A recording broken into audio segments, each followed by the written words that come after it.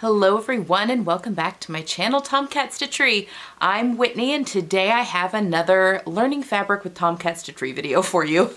This was a little series I started last month and my plan is to kind of do a different type of fabric every month until I've run out of fabrics, I guess, to talk about. I just have a lot of questions often on the channel about different fabrics and what I can use them for and all that kind of thing. So yes.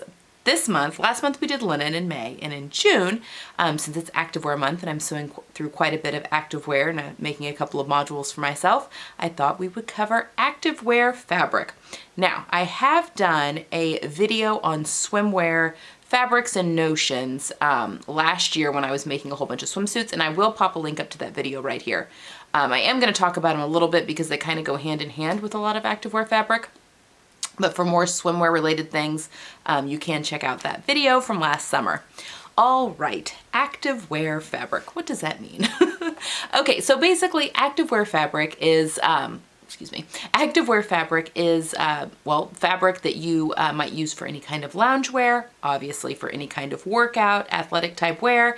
And this also translates to any kind of sportswear. You know, if, so activewear in general form, you know, golf wear, if you're into yoga, if you're into kayaking, you know, I don't know, any kind of sport really encompasses activewear clothing. So this is not just strictly, you know, running wear or even yoga wear. You can definitely use these fabrics on any of those kind of activewear activities. That's very vague, but anyway, and I'll talk a little bit about that here in a minute as well. So things to look for. This can vary widely. Basically, when you're being active, couple of the most important things to look for in fabric is number one, does it wick? Which means it does not hang on to a lot of moisture, sweat, that kind of stuff, that it will pull that away from your body. Now this is, you know, any of the things that you see like at all the sporting goods stores and all this, you know, your Nikes, your Under Armours, you know, all that kind of stuff. They will often tout that they have wicking capabilities. Now this is mostly polyester fabric. Polyester does in fact wick. However, it does also hold on to odors and that kind of stuff. I know that there's some specialty cleaners that people can use, but that's just kind of the nature of the beast. But it is very comfortable to wear and very durable to wear for workout wear. So you've got your fabrics that you'll wear on the lower half. If you're wanting to make more like leggings, tight-fitting things, tight-fitting tanks, if you're wanting to do yoga and you need things that are a little closer so that when you're in a down dog, you're not... your shirt's not up over your head or whatever, or your shorts, you know, or pants aren't flying up. You want them to hug your body. And then you also have, you know, your overlayers. If you are going to yoga and you want an overshirt, you're not, you know, you don't want to have skin tight clothing on all the time. Definitely, you have different fabrics for that. There are definitely activewear fabrics that are wovens. So you also can find wicking fabrics that are, you know, for your... I play golf, so that's an example I can easily use. So if you're looking at a pair of golf shorts, for instance, or a golf skirt, a lot of times that is woven. Sometimes it'll be a stretch woven, it'll have some stretch in it, but it also has wicking capabilities. So those are the fabrics. Anything that says wicking, you definitely want, will be a good key that it's great for active wear. So going back, I've got a whole pile of fabrics here on my lap and also some notions and stuff as well. So we're going to start with the tighter fit things, the tighter fit fabrics, and then we'll kind of morph into some of the wovens and that kind of stuff. And then we will end with swimwear. Okay, so first things first. I'm going to leave a link down to a whole bunch of fabric stores that I have been, I've only used a few fabric stores for athletic wear. I've not made a ton of athletic wear. I've made swimsuits, but I haven't made a ton of athletic wear for myself yet, although that's changing this month. Mostly for lack of interest. Like it just wasn't, there were so many other things that I wanted to conquer in my sewing life. But now I'm ready to, you know, now that I'm interested in conquering some activewear sewing, mostly for colors. I find that a lot of activewear can be really bright colors, which is fine, but I really wanted some warmer muted colors since I've had my colors done. That really appeals to me of having a, you know, just a, I mean, I want to look good all the time. So I want the colors that flatter my personal body the best. which isn't to say that there's no room for a neon green shirt, because totally, why not? But for the most part, I wanted more, a little more muted, a little warmer, a little richer colors in my wardrobe. And that's the plus of being able to sew your own clothes, right? You can make whatever colors you want, the fabrics you can find. But I have bought from Blackbird Fabrics, and actually I just got an email this morning that they have a new stock of some heathered athletic knits in their shop. They're kind of hit or miss. You know, it's kind of, you know, sometimes they have athletic knits, sometimes they don't. You just kind of have to watch. I have bought athletic knits from the Fabric Fairy. I have bought athletic knits from fabricmart.com. And I've also bought athletic knits from the fabric store down in New Zealand as well, which I'll be talking about a little bit. And I'm going to leave links to all of these fabric shops. If you have any that you love that I've not listed, please let me know and we can add to a list of more shops. I'm sure there's a ton. Two that have been brought to my attention actually just this morning when I was on Instagram. One is Millie Mae Fabrics. She has a whole bunch of swimwear and athletic wear knits, and also fabricclick.com. She had a ton. I say she, I'm just assuming, that's awful. That shop had a ton of athletic and swimwear knits as well. So I will link those below, and I've also had a lot of people that really like Rain Shed, I've heard, has a lot of really good athletic knits that I have not tried, but I've had a peruse through that as well. And then I'm sure you can find stuff like that at like your fabric.coms and that kind of thing as well.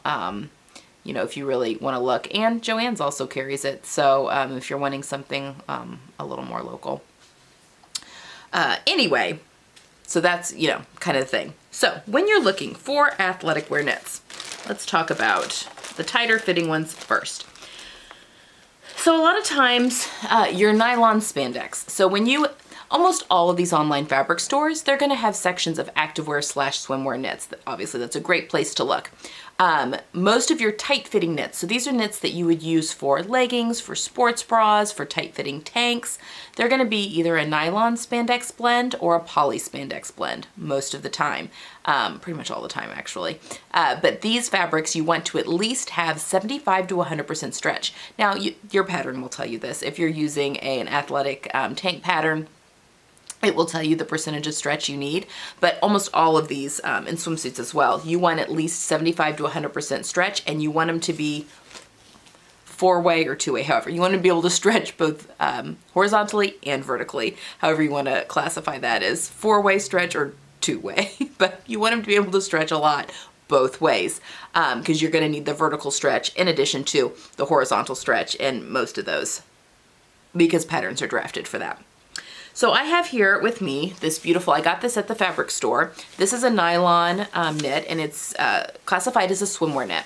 A lot of times, not always, but a lot of times, your swimwear knits will work for athletic wear and leggings. My biggest tip, and it's such a simple one, almost all of these independent online fabric shops will list what the fabric is suitable for. So a lot of times, you know, it may say swimwear and just swimwear. That may be a little thin maybe for leggings, like maybe that goes a little transparent a little bit, you know, because with swimwear you're going to line it, so you may want to look out for that. But a lot of times with the swimwear knits, it will also say athletic wear. So if it says athletic wear or leggings, chances are you're great to go. This one's a little bit more of a matte finish, but sometimes you can get your swimwear knits that are shiny on one side. You can use either side to make it, but this is obviously very, very stretchy, both directions. A lot of spandex content in there, which is what you want for recovery. Look at that, see? It just recovers like a rubber band right back. So those would be, a lot of times your swimwear knits are your nylon spandex, because they just do really well with chlorine. They stand up better to chlorine and salt water. Also, you can find a lot of fabrics that are a nylon or a poly that also have SPF built into them, which is also really nice, both for swimwear and for activewear, because a lot of times the active things you're doing are going to be outdoors. So for something like this, I would make a swimsuit out of this. I would make leggings out of this. I would make a tight-fitting tank out of this. I would make sports bras out of this.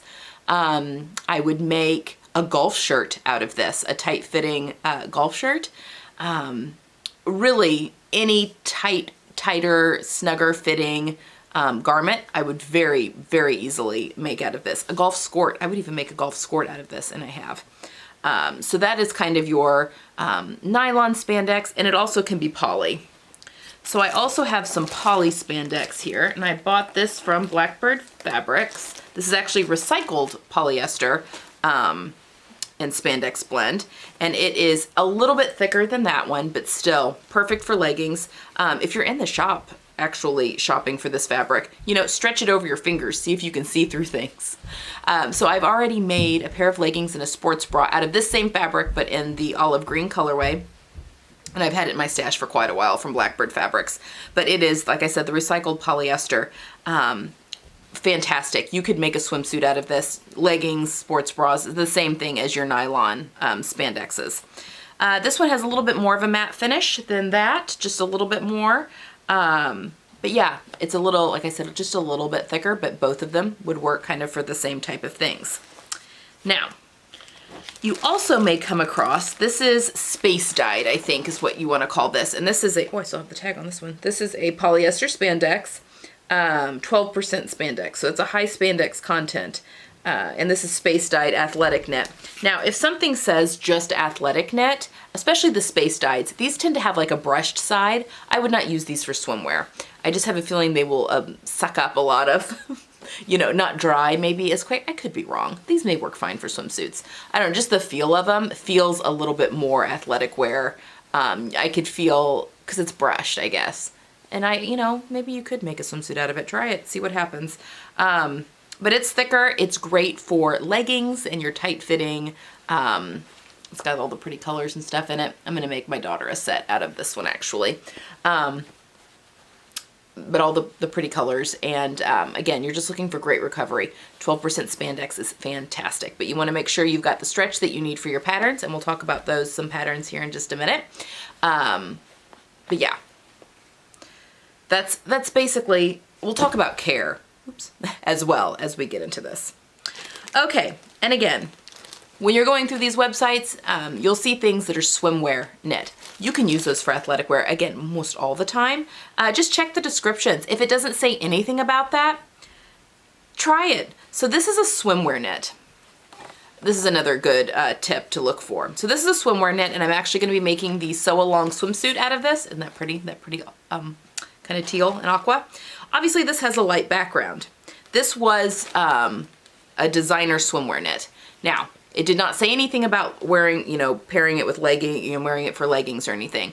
But I would assume because it's light colored, the chance of see-through are a little higher. Now for a swimsuit, I'm gonna be lining it anyway, so it's fine. It's not really gonna matter.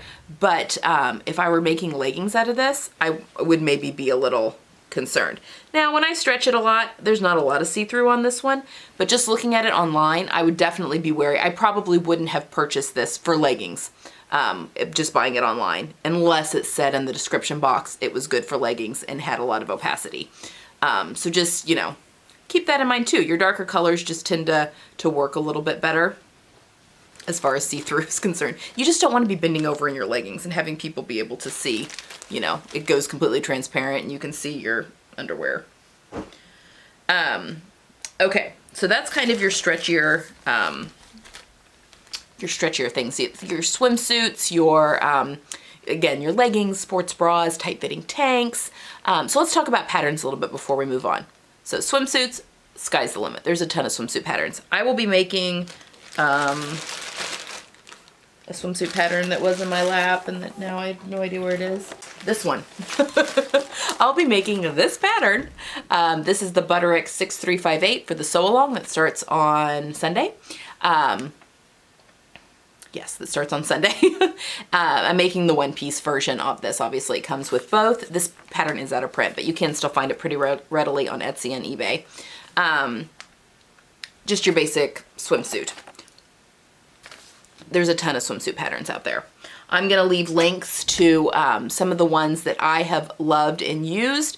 Cashmerette has a lovely, and I'm also gonna, if I haven't already, I'm gonna leave a link to my swimsuit I think I would have already, swimsuit video that I did. The Cashmerette has the Ipswich swimsuit that has cup sizes. That is just phenomenal. I've made the Sophie suit by Closet Case Patterns. It's really good. Friday Pattern Company has a couple of different swimsuit patterns. I mean, there's just a ton out there. Ellie and Mac has quite a few. 5 out of 4 patterns do. And I've actually purchased a few from both of those companies. I've not made them up yet, but I have purchased them. So, you know, just look around. You can find swimsuit patterns everywhere. Athletic patterns are a little bit harder to find. Some of my favorite, Ellie and Mac have a few workout patterns that are really great. Legging patterns are a little easier to find. Green Style Creations has a ton of really good athletic wear patterns. J. Lee Patterns has a ton of really good athletic wear patterns that you may want to look into. And they also have things like dance wear and stuff like that as well, and for a whole bunch of different sports. So if you or your child or a loved one participates in like ice skating or, you know, all sorts of different things, J. Lee's a really good one to check for those. So I will leave links down to those patterns below. Currently, I am working in my own, and I will leave a link to that video, which is my activewear plans, working through a lot of Green Style Creations, Ellie and Mac, a couple of Cashmerette patterns. What else am I working through? I think that, and a couple of, because the big four also, Simplicity has some athletic wear patterns. I mean, there you can find athletic patterns in the big four as well. So yeah, definitely, you know, you can look through that. All right. Before I move on to some of the different stuff here, let's talk about power mesh. I get a lot of questions about what is power mesh. This is power mesh. See, very see-through. You use this as a lining. You use this actually in bands on bras. So the not any of the front part of the bra, but the back band that then connects. Power mesh is a great thing because it is a very firm mesh. I mean, it does have stretch both ways, but it does not have as much as your nylon spandex, your poly spandex. Now, because of this, it's fantastic for shapewear. So if you're on any of the, I mean, they sell this in a lot of places as well. Mood has it, Fabric Fairy's got it. I mean, a ton of places sell the power mesh, and sometimes it is even referred to as shapewear mesh. So if you see that in the description, this is what we're talking about. So you don't want to completely line a garment in this because you lose your vertical stretch, and I have tried to almost line an entire bathing suit out of this before, thinking, oh, it'll suck me in everywhere. And literally the top of the bathing suit where it should have hit, like, you know, the neckline should have hit here, was like here. Because I lost all the vertical stretch that I needed for that pattern. And I'm even really short-waisted. So you do need to be careful and use your power mesh wisely. Often, if you've got a front panel, so on this swimsuit, it has the panels, so it's got this front centerpiece. I would possibly do this front centerpiece with the power mesh, lined with the power mesh. And then just do regular swimsuit lining on the rest of the suit. But again, you do lose your vertical stretch, so you may want to add a little bit center front there, just as a note of caution. And then, you know, like on these bottoms, if you wanted to add some power mesh just to this as the lining for this centerpiece, it just helps suck in just a little bit, gives you a little bit more smoothing. It is fantastic for sports bras. So my sports bra that I made recently, I lined the entire front of it in this power mesh to give me the support that I need for that sports bra, and it works like a charm. Now the back of the sports bra I just lined in self fabric because it did call for a lining, and I just really needed that power mesh right there in the front to help with compression and support there.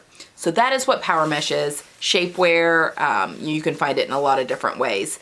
But yeah, just keep that in mind that you do lose some of your vertical stretch, so you don't want to line something completely in that. This is also great. Mimi G uses this a ton for her tight-fitting bodycon dresses. She will sew a slip of this into those, or like her knit pencil skirt. It makes it a little bit smaller, so it just makes those knit fabrics just glide over the body and they don't get caught on any lumps or bumps or cause any lumps or bumps. So this power mesh is really good to have some in your stash.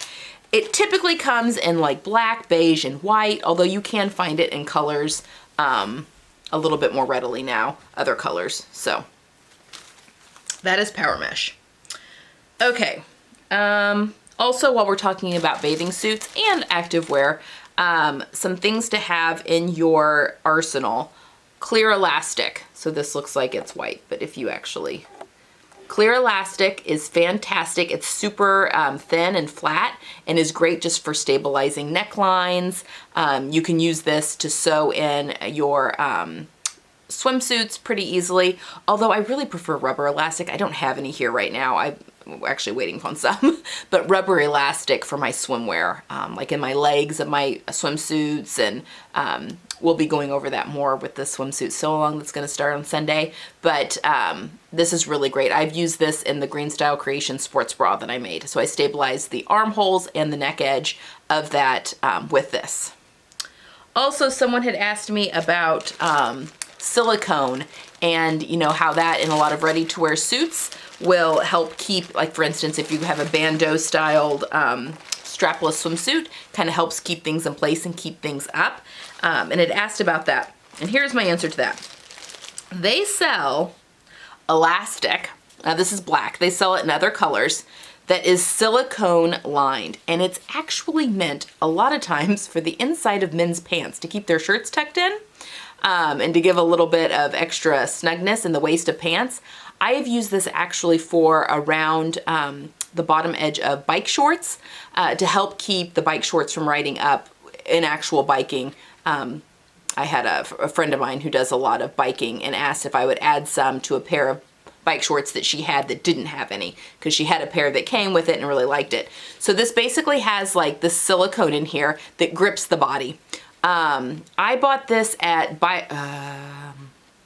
Bias Bespoke. It's an Etsy seller from New York, and I will leave a link down to their shop below, and it came in this gigantic roll. I bought black because that's what her shorts were, black and needed black. But you could very easily sew this into the top part of any kind of swimsuit, especially if it's a bandeau style that you're worried about keeping up. And that will, just like in, you know, formal wear and stuff like that, will keep that hugging your skin. So I had a viewer ask about that, and I promised that I would address it. So that is my answer for that little problem. And I don't know if it comes in different widths. I would have to check. This is an inch wide. It might come in narrower widths. Now, a thing to remember also with swimsuits, especially because they are in chlorine and or salt water, elastic can break down over time, which is why I really love the rubber elastic. Unfortunately, I don't have any of that here with me at the moment. But look for things that are specifically say swimwear elastic. There's a cotton elastic they will sell, although my experience with that's been that it bags out pretty quickly. The clear elastic, that's fantastic, and you'll see that in a lot of suits too, just for, you know, around your leg hole again, or you know, around the arms and neckline and that kind of stuff to help keep things snug. So just remember that chlorine and salt water can break down elastic. Now, this is not swimwear elastic that I just showed you, but you know, if you're wearing a strapless bathing suit, I'm just kind of assuming that you probably aren't like doing laps in it. So it's exposure to chlorine and salt water are probably a little less than they might be at, say, like a regular, you know, Mayo bathing suit that you might be doing laps or swimming a lot in. So, you know, just keep that in mind. You can use regular elastic. It's just, it may break down a little bit quicker than swimwear elastic. All right, back to activewear. So another thing to keep in mind, if you're wanting to go a more natural fiber route, because like I mentioned, you know, we've talked a lot about poly and nylon, which are obviously man-made materials. Now, the fabric store down in New Zealand has a couple of options with merino. So merino wool is antimicrobial and naturally wicking. Now you might think, why would I want to wear wool when I'm working out? But I want to show you, this is actually a merino poly blend. So there is polyester in this, but it is super thin. Like, can you see? Like, I can very easily see through that. I don't know. I mean, you can literally see my hand through there. And because it's wicking, you're not going to be having all of that perspiration and stuff hugging your body. So yeah, I am making actually some, this doesn't have the recovery. It doesn't have the spandex. You could not make leggings out of this. In fact, it doesn't have any horizontal or yeah, lengthwise stretch at all. Just some vertical or some cross cross-grain stretch is what I'm trying to say. So I would not use this for anything tight-fitting because it would not work.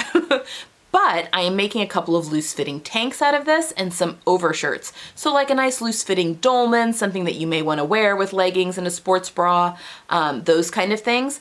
I think this will be perfect, great for yoga wear. You know, if you're going to be going to and from the yoga studio, I think this is going to be absolutely perfect. Or for walking in the early mornings, if you just want kind of an extra layer, this stuff's great for base layers. Even if you wanted to just do a long-sleeved crew neck shirt, you know, you could wear it in the winter too as a base layer.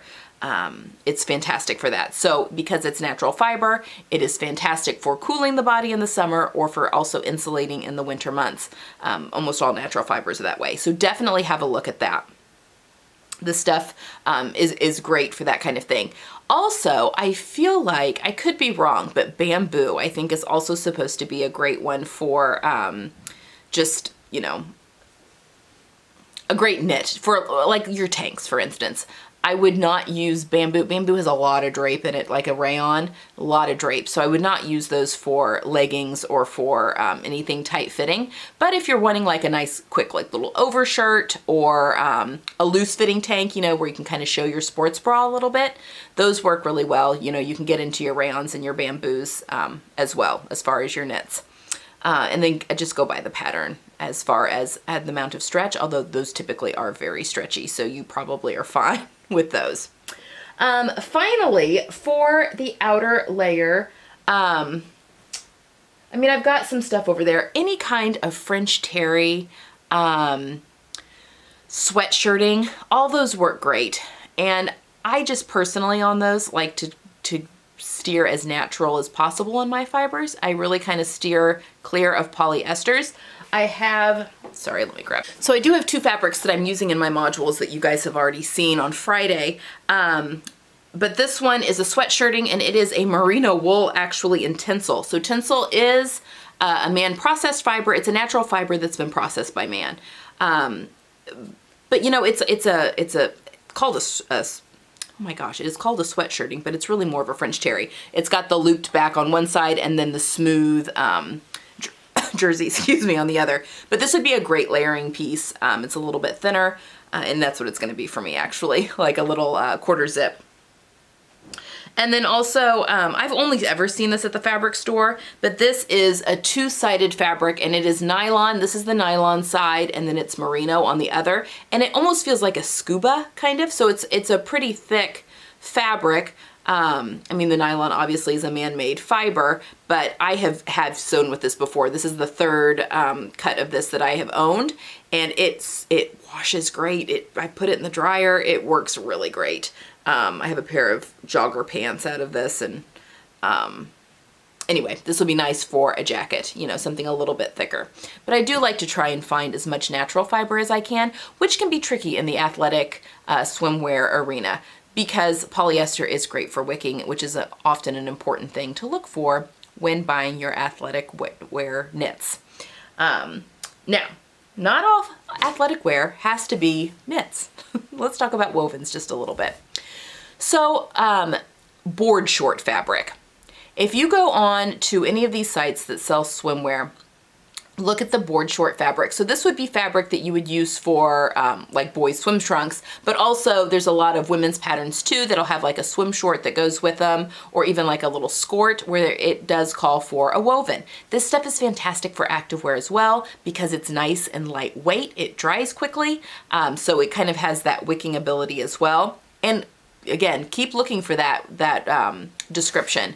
Because I've actually just bought some stretch wovens from Fabric Fairy that are wicking, and that is part of their description. So those are fantastic for, I'm going to be making some golf skirts for mine. I'm making a little lightweight jacket just for, it's actually well, I talked about it on Friday, but a little like zip up hooded jacket that's really lightweight as an extra layer, but that'll be perfect for hiking. Gosh. Shorts, I mean, any of that kind of stuff that you are making, and you can get some really fun prints in that as well, in addition to solid. Most board short fabric is not stretchy. It does not have any stretch in it. So if you are wanting something with stretch, you may just want to look at Athleticwear wovens that, you know, are stretch wovens. And a lot of times that will be in the description box. So basically the lesson with activewear and swimwear is just read those description boxes. Most of the independent fabric companies have really good descriptions underneath their fabric, period. And if you have questions, send emails. You know, a lot of these independent companies, especially right now in this, you know, with the whole Corona stuff, they're more than willing to help and, you know, want to answer questions. You know, help coordinate, you know, if you're find a print that you love, but you want a solid that'll kind of coordinate, definitely reach out, send emails. Those independent companies are pretty wonderful. Okay, I think that that's all I have for today. I hope that this was helpful. I will leave links to everything that I talked about down below, so definitely take a look in the description box if you do have questions. If you have some favorite fabric shops where you've bought athletic knit that you've been very impressed with, or not just athletic knit, any athletic wear, rainwear, for raincoats, all that kind of stuff, leave those down below in the comments, and I always love to find new fabric stores. So, and also patterns. If you have any athletic patterns companies that you've discovered that you love, put those in the comments down below too. I would love to hear about them. All right, that's all I have for today, guys. I will see you tomorrow with the weekly vlog and then again on Friday. I hope you guys have a wonderful Tuesday, and I'll see you then. Bye.